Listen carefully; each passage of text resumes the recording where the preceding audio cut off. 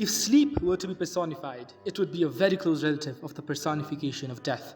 This rather unusual correlation between sleep and death also comes across in the famous To Be or Not to Be monologue by Hamlet, where he says, and I quote, "Or to take arms against a sea of troubles by opposing, end them, to die, to sleep." It comes up again if we take references from Greek mythology, where Hypnos and Thanatos are brothers and gods of sleep and death, respectively. The connection seems to be that of the loss of consciousness. The question is along the lines of where do we go when we sleep, which sounds very similar to where do we go when we die. This death-like characteristic of sleep often shapes people's opinions into thinking of sleep as a rather useless chore.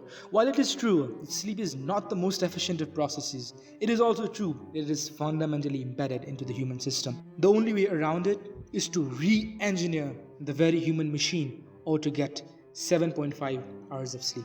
The latter sounds much simpler and easier, and it is. Revisiting this sleep-death association, it is not only by the common element of mystery that ties them, but also by the fact that the lack of one causes the other.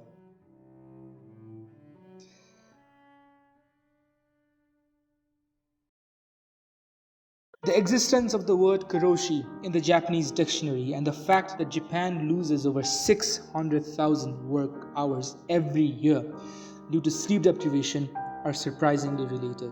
The surprise quickly fades away when one finds out karoshi in Japanese roughly translates to death by sleep deprivation or overworking.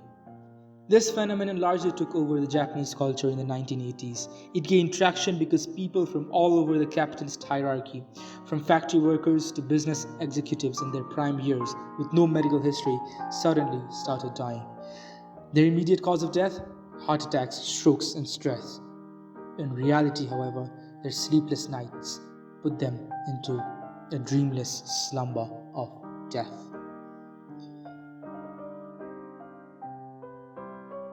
Wherever humans have shown vulnerability, capitalism has always been there as its good friend to take advantage of the situation.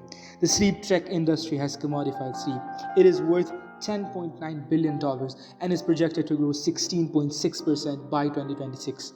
While a small fraction of capitalists are making fortunes out of the sleep deprivation problem, a large majority of the remaining are facing huge problems. The capitalist machine is inherently run by workers and laborers. However, sleep deprivation, the very problem the sleep tech industry makes money out of, accounts for loss of huge sums of money due to labor ineffectiveness. Sleep deprivation causes memory loss, obesity, heart attack, high blood pressure, fatigue, etc., all of which result in lowering the quality and efficiency of work.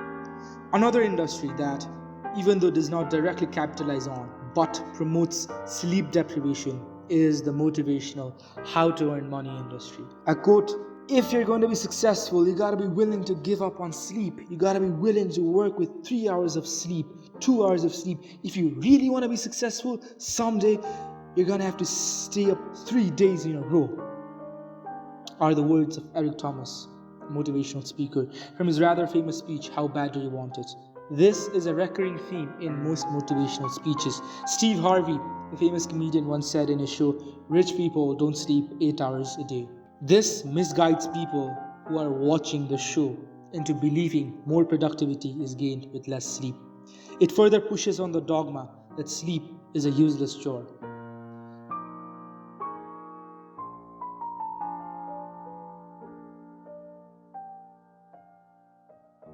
Therefore, be it literature, be it art, be it work, sleep is something that has an inherent impact on every single human being and consequently on everything that humans do.